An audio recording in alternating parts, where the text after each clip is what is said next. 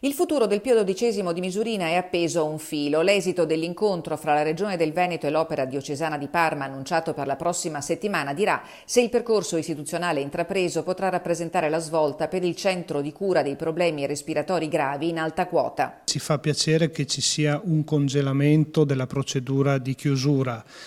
Tutto questo però è legato all'incontro che ci sarà la prossima settimana annunciato con Zaia e con gli altri governatori delle regioni. C'è però ancora una questione, meglio la questione principale da risolvere, che la proprietà, per bocca della sua direttrice generale Elena Cardinali, ha ribadito stamani in collegamento telefonico con Radio Cortina. Il problema burocratico non ci aiuta ed è questa la prima richiesta che abbiamo fatto alla Regione, ha detto la Cardinali, che lungi dall'addossare responsabilità ha però precisato come al termine del lunghissimo iter in commissione alle famiglie vengano autorizzati periodi di cura inferiori rispetto ai 60 giorni dichiarati dal presidente Zaia.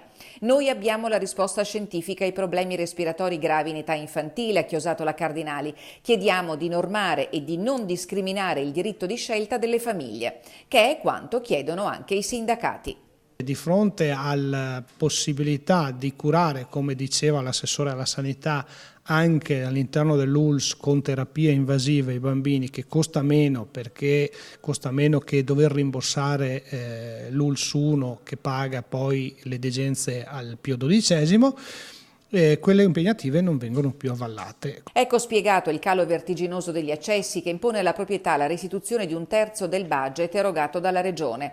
I numeri sono parlanti, la cosa è stata fatta notare ed è giusto che anche le altre regioni che autorizzano con più facilità certifichino il percorso di salute a Misurina. Sul fronte della mobilitazione per il Pio XII, le famiglie hanno momentaneamente sospeso la manifestazione programmata per il prossimo 15 settembre, in attesa dell'esito dell'incontro istituzionale.